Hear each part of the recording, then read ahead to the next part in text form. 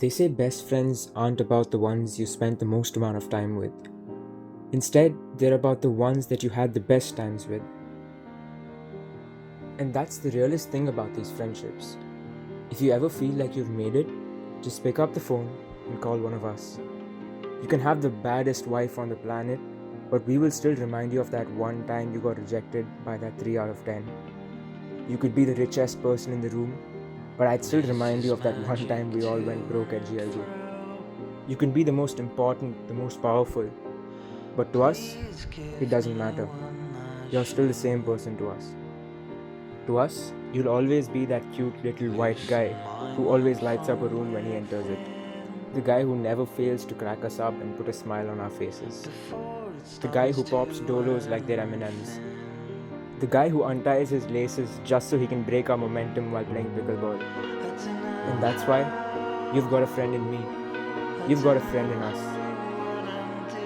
And remember, whatever you do in this life, it's not legendary unless your friends are there to see it. Good luck. Just a heads up, it's 3:19 in the morning and this annoying white chick is gonna bore the living shit out of you. Here we go. Well, it's so strange to think that we are actually at a point where the memories are becoming stories. Because in my head, we are all sitting in 12D and all of this just feels unfinished. The funny thing is, when I think of you, I don't think of one big memory. I think of 100 tiny ones that have somehow become a part of all of us and our everyday life. Somehow, you always had whatever any of us needed tucked in your bag, always. So naturally, you became our personal stationery shop without anyone assigning you that role. Somehow, your laugh always managed to be louder than Abhirami or Bhuvi. And without even saying a word, we'd all turn around because we already knew who it was. Somehow, every project of yours found its way to my hands, and probably it's a good thing because your handwriting had always looked like it was fighting for its life. And in the middle of all this chaos, you were also the same person who sat with me for hours trying to teach me accounts. I still don't know whether I learned more accounts or tested your patience more, but I know that you never gave up, even when you looked like you were about to, sitting right there in front with Roshni and trying to act all focused. You had this wonderfully strange way of caring about the smallest things while the rest of us were just trying to finish a file. You were genuinely worried about which colored sheet will come next.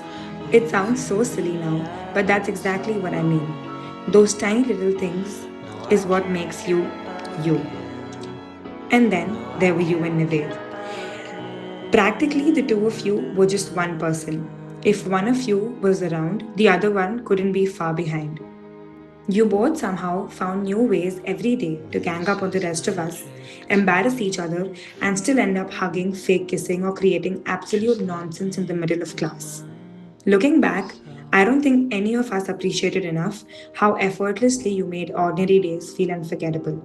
You also had a special talent for disappearing whenever plans were made. Eventually, it became easier for me to blame your imaginary strict mother in law than to believe that you were actually busy.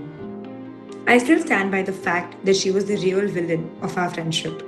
When people ask what school was about, they probably expect us to talk about exams, marks, or farewell days. But I know that years from now, what I'll remember will be the borrowed pens that were never returned, the unfinished project, the endless bunking, and always getting targeted. Accounts, inside jokes that made no sense to anyone, and a friendship that somehow made all of these ordinary moments feel so important and special. Thank you for being one of the reasons those 2 years became some of the happiest memories I'll ever have. Thank you for making life lighter without even trying. I hope life gives you everything you're working for, and wherever you go next, I hope you find people who appreciate you for the way that you are. We'll always miss you, Ansh, more than you'll probably ever know, and we love you more than you'll ever know. And I definitely hate your mother in law.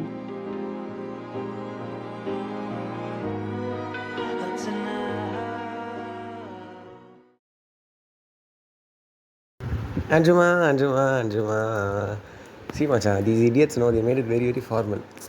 ஒரு மாதிரி அந்த சீரியஸாக போயிடுச்சுடா ஏதோ ஒரு ஸ்கூலில் presentation பண்ணுற மாதிரி போயிடுச்சு சரி all I want to say is I love you மச்சான் I love you lot I still genuinely can't believe that you're leaving Chennai.